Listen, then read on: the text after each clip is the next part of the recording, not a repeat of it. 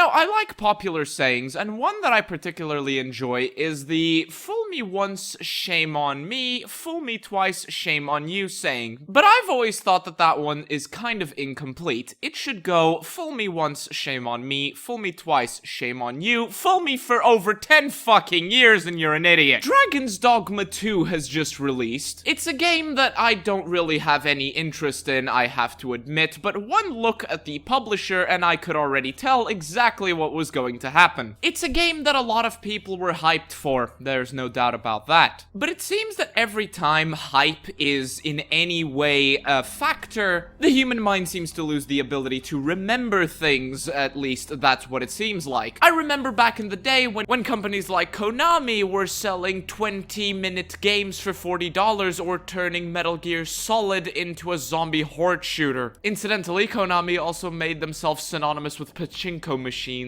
And if you're too young to remember that, yes, I know I'm getting old, that is literally what they did. 13 years ago, yes, that's how long this shit has been going on for, you could argue further, this was a little bit different. Back in the day, they would just spice up the trailers to make it look like it was better than it actually was. Remember Aliens, Colonial Marines, and Watch Dogs 1, games that in trailers looked like the best thing ever, but in-game looked like alpha builds. Watch Dogs 1 received a very serious graphical downgrade because the graphical setting that they were using was impossible to run at the time, and Aliens Colonial Marines, well, was just false advertising to a whole new level back then. You also had The Division and Destiny, games that were hyped as if they were the second coming of Jesus back in the day, but ended up being very quickly forgotten and widely disliked. Mostly because they were underwhelming, and what they advertised and promised was not what the players would receive. But as time went on, it went far beyond just false advertising. It went from shoving microtransactions into everything, overcharging, overpromising, underdelivering, and trying to get every penny out of you possible. Misleading customers was the name of the game and has been for a very long time now. And Capcom, the company that sold you the exact same fighting game 20 times over and charged you for individual characters, has for a very long time now been one of the primary proponents of this practice. Case in point, Dragon's Dogma 2. One very large release from Capcom, one of the few ones we've gotten in a while. It's a game that a lot of people were hyped for, most certainly. And early previews and review copies of the game looked like they were fantastic, you know? They were getting 9s out of 10s, 10s out of 10s. The game was being widely praised through and through. But because people have the memory of a fucking goldfish, they decided to take that and decided to pre-order, to reserve their copy, which is definitely gonna run out despite the fact it's digital, of Dragon's Dogma 2. Without waiting, of course, for the game to release to make sure that it is, in fact, the 9 out of 10 and 10 out of 10 game that they've been hearing about. They had definitely learned their lesson from back when they were tricked by Cyberpunk 2077's advertising, where reviewers were prevented from speaking about a lot of things or showing their own gameplay footage. There is no way that the smart, informed consumer would fall for the exact same trick again for the nth time that they had fallen for these past, what, 14 years? No. The informed consumer definitely knew what they were getting into. They had made an informed decision. After all, it wasn't like Payday 3 only came out a couple months ago, half a year ago actually, and YouTubers and reviewers said it was the best thing ever for Payday 3, and then the game turned out to be an underperforming, under-delivering, content-deprived Sahara desert of software. There's no way that that would happen again, right? No, Capcom is a trustworthy company. Oh, what's this? 21 pieces of in-game microtransactions on a €65 game, some of which include, but are not limited to, a get-out-of-jail key for when you get arrested in the game for €1, single use, by the way. Fast traveling for when you want to get to a location faster than you otherwise would for €3. Alright. And in-game currency locked behind a paywall of 3 to 5 euros just so you can spend it in a store to get items for the game. Yeah, that's right, paying to bypass the gameplay, which is supposed to reward you with this currency. What, paying to not play the game, basically? Oh, sweet Jesus, Mary and Joseph, I am so shocked that this would happen. I mean, Capcom has never done this before in the past. Oh, no, they definitely didn't do this in Devil May Cry 5 and the 9 trillion fighting games they keep putting out that you keep buying. No,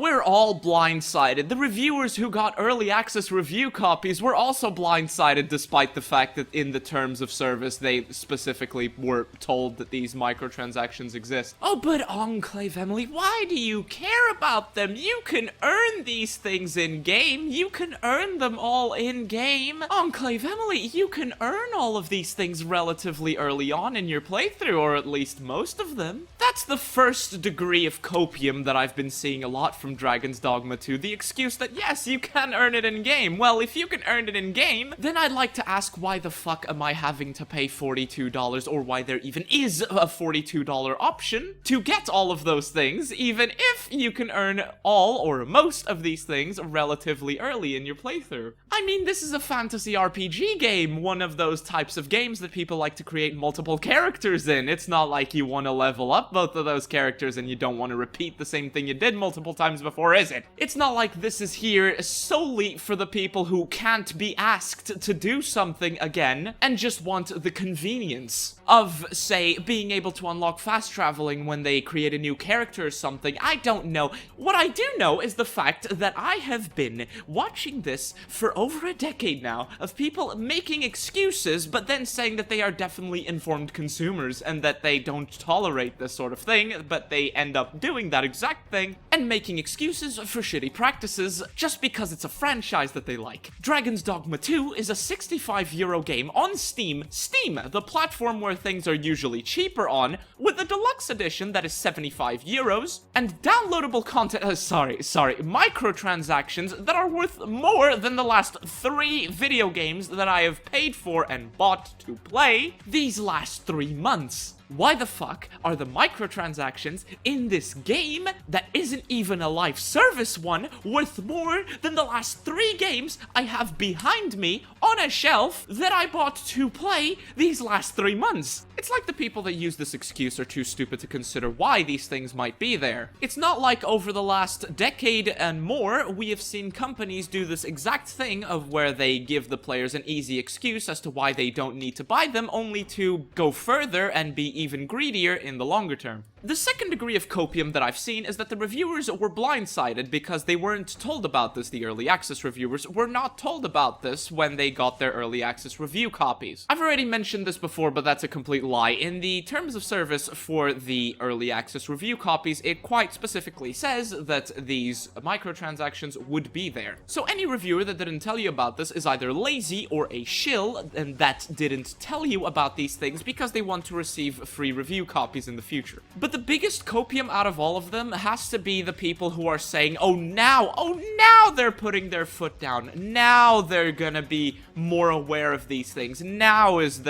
when the red line was crossed. No, motherfucker, the red line has been crossed many times, and you're just coping, seething, and molding. Devil May Cry 5, Metal Gear Solid 5 Ground Zeroes, that one Metal Gear Solid game, Metal Gear Survive, that was just an overpriced zombie shooter. The Resident Evil cash grab games. Oh yeah, Umbrella Corpse Resident Evil. Yeah, that game, I forgot its name. And that's just Capcom games. We can go even further. We can talk about almost every single Ubisoft game this past, what, decade and a half? Okay, Assassin's Creed Black Flag doesn't count. The live service slop you keep getting fed. Overwatch 2, that Marvel's Avengers game, or Suicide Squad Kill the Justice League, Skull and Bones maybe. Fallout 4, that Call of Duty game masquerading as an RPG, Fallout 76, Starfield, how about that one? Cyberpunk 2077, Payday 3 as well. Or the fact that Call of Duty has become live service slop that you pay for a lot of the time. Call of Duty Modern Warfare 3 Remaster, for example, that game that was just a collection of multiplayer Warzone missions put into a single player experience. No, none of those ring a bell? No, it's only now that you're putting your foot down? Yeah, okay, alright,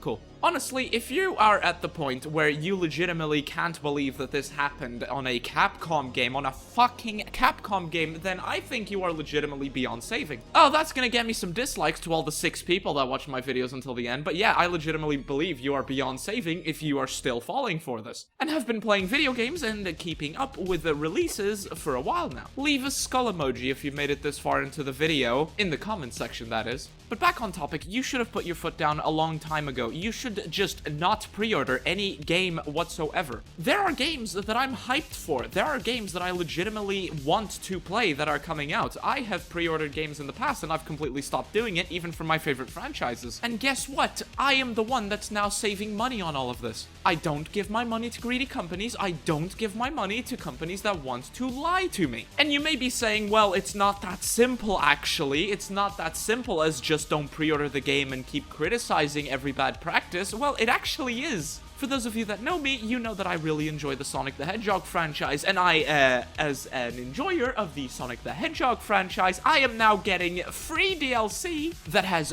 more content and more runtime and more replayability than the last 3 Call of Duty games combined. There are rumors that my favorite game of all time, which yes, it is in the Sonic franchise, laugh at me all you want, is getting a remaster in the coming years, and guess what? Despite the fact that it is a remaster of my favorite game of all time, which you can't play on PC or buy on PC anymore, I'm not gonna fucking pre-order it. I am very much looking forward to Stalker 2. Guess what? I'm not gonna fucking pre-order it. Titanfall is a franchise I really enjoyed. Fuck Apex Legends, but it is a franchise that I really enjoy. Guess what would happen if Titanfall 3 was announced tomorrow? I'm not gonna fucking pre-order it. It's literally that simple. When you simply don't pre-order games, wait a few days for actual open reviews to come out, and you speak with your wallet, you're starting to get benefits. You get benefits. You get a better service for your money. You wanna guess what's not going to get you a better service for your money? Pre-ordering a game,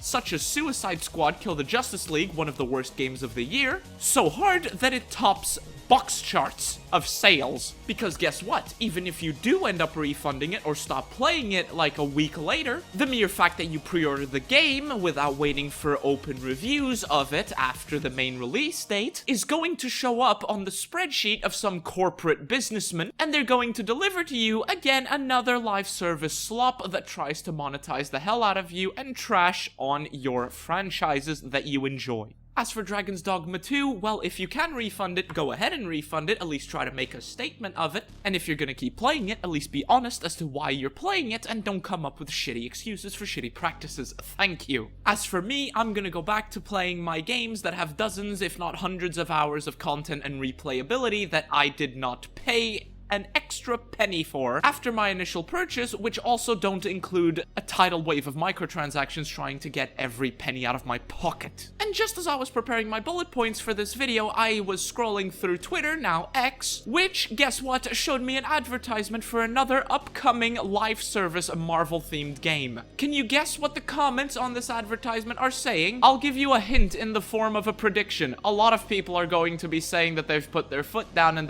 they've been tricked for the last time in a couple of months. Again, ain't that just lovely? Thank you guys for watching, thank you guys for rating, and I will see you all in the next one. Bye bye.